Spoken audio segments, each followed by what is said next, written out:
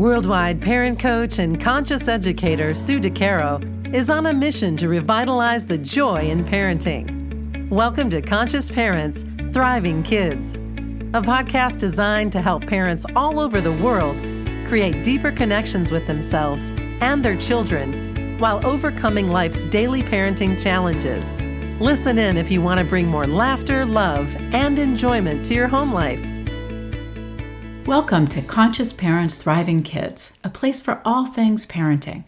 I am your host, Sue DeCaro.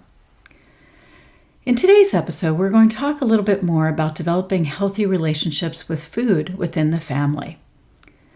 Empowering our children by giving them knowledge, understanding, and experiences when it comes to food is enormously important. And what I mean by that is not to take control over their choices, but to help them learn more about their choices when it comes to food. So, for example, when they're really young, introduce children to the colors on the plate, the representation of those colors. Creating face plates can be also a great way to connect them to food groups and what they have in front of them. Engage them in making their own face plate. Happy face, sad face, hairy face, excited face, whatever it is that speaks to them. This is a way for them to take part in decorating a plate, as opposed to us putting the plate in front of them. When it comes to mealtime with very young children, I also highly recommend having them put food on their own plate. That is a form of connection with the food. That is a way to empower them to make choices. Will they always eat what you're serving? No, most definitely not. However, when they are part of the process of putting the food on the plate, they have a more vested interest in what might be in front of them. And to take it a step further, before you actually get to the point of putting the food on the plate, engage them in the kitchen in making a meal. Even beyond that, you could take them to the grocery store and engage them in picking out food items for the dinner, to prepare it, to cook it, and to bring it to mealtime. Imagine as a very young child being involved in this process of choice in the grocery store, of understanding that these are the items that are going to go into the meal that we're going to prepare together and put into our bodies to bring health and nutrition in a way that makes our body grow and thrive. This is how we get kids to buy in to the process of eating, because many children today are very picky eaters. So bringing them to the process of preparation can help them to see food in a different light. It empowers them. It makes them feel part of the process and not controlled in a way that food is just served to them and they're expected to eat it. Many times when there becomes a power struggle in terms of healthy eating and food choices, our kids develop anxiety and fear. So in order to shift that process, we can engage them in the actual process of preparation and choices to avoid that power struggle that takes place at mealtime. I also highly suggest realistic expectations when it comes to our children and food. Very young children are not going to want to eat everything we prepare. When my kids were young, I often would make something I knew that they would eat. For example, pasta. There's so many different varieties of pasta out today that you really have a choice to serve something very healthy and beneficial for nutrition, but also giving a choice that our children like in mealtime preparation. And many other things might be served with the meal, but at least there's one thing that we know that they will enjoy. Exposing them to new foods is a great way to teach them different tastes and different opportunities to try things without pressure, without expectation. We can offer them a bite and leave it at that. The more we push and the more we pressure and try to control children, the more children push back, and that becomes a power struggle. And then mealtime is associated with power struggles as we move forward. So changing the menu is also a great way to bring variety to our children. trying various things. Even if you tried it before a month ago and they didn't like it, try it again. Don't bring up the past. Just allow yourself to be present in this moment as you offer them the various choices that you put in front of them. Rotating different things, again, is also a way to keep freshness at mealtime.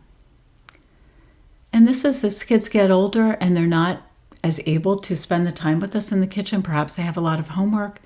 Also rotating and creating that variety in mealtime is important. So these techniques and tips are good for all ages in bringing variety, bringing opportunity, bringing connection and empowerment to our children. The wording that we bring to mealtime, to food, to parenting, etc., is enormous. When we start falling into traps by saying things such as, well, they only eat broccoli, or they'll never eat anything I serve, or I know they're not going to like this, we're already bringing a negative connotation to what's happening at mealtime. When we can look at mealtime from a positive standpoint, whether we're serving broccoli and they love it, or we're serving anchovies and we don't think they're going to like it, don't bring preconceived notions to the table. Allow each moment to unfold as it does, as a new moment, a new time to see what our children like and dislike without the pressure, without the past, without negativity, just in this moment, taking it as it is. This is a new moment. And our children may surprise us in a new moment. Again, giving them choices and empowering them to be part of this process. Kids are born intrinsically motivated to do all sorts of things, and food is one of them. Their eating habits are really something that they're connected with from birth. When they're born into this world, they learn to cry as a part of a process of signaling when they need food. We talk a lot when kids are newborns about the cry for hunger and the cry to be changed, cry to be held, cry to go to sleep. And these cries are all indication that our children know what they need, even as infants. And so, again, they're intrinsically motivated when they're born to signal us when they need to eat.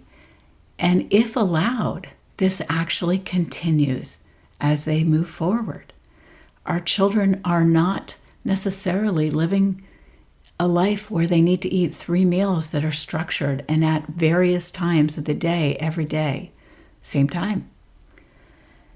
So encouraging them to tap into their body and eat when they are hungry and not just eat because food's in front of them is a really powerful way for us to learn more about how our children thrive, what they need, and how we can support that.